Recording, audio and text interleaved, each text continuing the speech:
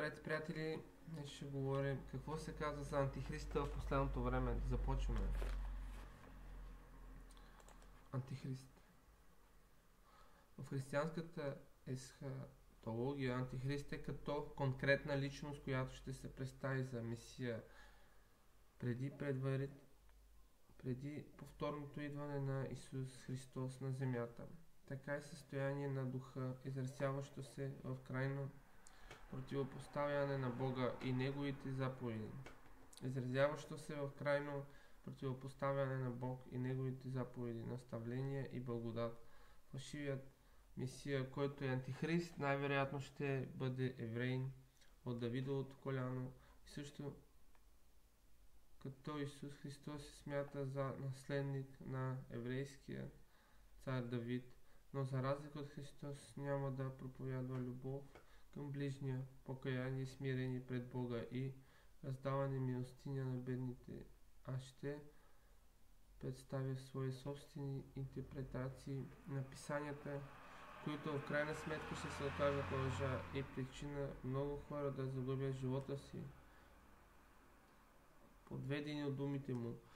Ставаха и Христос е в същността си фалшив Месия. Антихрист е въплъщение на злото и действа като противник на Исус Христос. Думата идва от Новия Завет и означава личност, която действа, представлявайки се за Божия помазаник от гръцката дума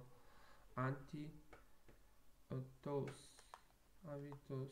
Анти означава времето, а не според Антихрист. Анти означава вместо, а не според разпространеното хващане против. Вместо Христос и разпространява неверни учения за Него. Според Библията, Антихрист ще се появи и ще изключи 7 годишен договор завет с Израел. Но след като мина 3 години и половина, той ще наруши завета, ще влезе в възстановения трети Соломонов храм и ще се обяви за Бог. Даниил 3 глава 23 стих, 2 Солунци 2 глава 4 стих. Той ще изисква всеки един човек на земята да носи неговият белег на дясната ръка или на челото си.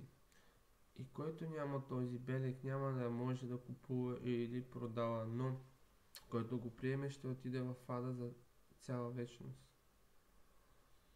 Откровение 13 глава 16 стих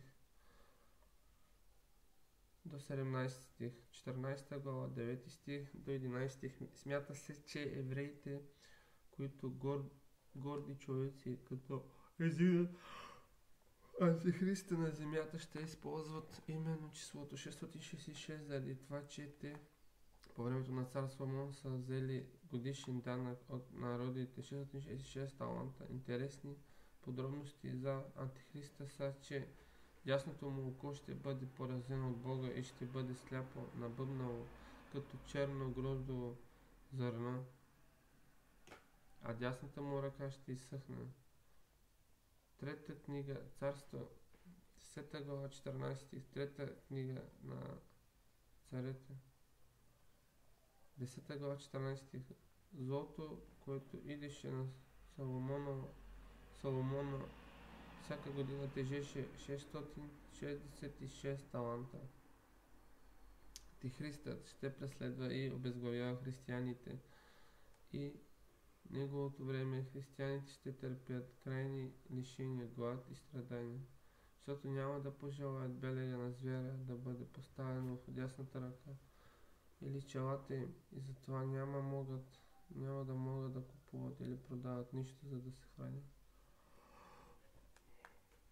През 1520 година Мартин Лутер публично обявява римския понтифекс папа за Антихрист в отговор на прогласената папска була от доктор Ек в Витенберг. Някои от причините за подобни възгледи на протестантите са титли на папа като наместник на Божия син на земята, непогрешим. Въпреки тези си титли, папството е проявявало множество гонения към евреи, и възвръщенци към идеологията на първите християни през средните векове. Събития, за който единствено папа Йоан Павел II признава и иска изявление от света. Според Библията, Антихристът ще се появи през второто пришествие и ще измами мнозина с твърдението, че е самият Христос. Мнозина вярват, че това няма да е папата или друг религиозен водач, а самият Сатана в славен образ на ангел, в какъвто според Библията той може да се въплъщава. Мюсюлманите също са преизвестни от пророка Мохамед, че предстои идването на Антихриста, като го наричат Ал-Джаджал, както и знаят от пророчествата в Корана, че Антихристът ще бъде победен.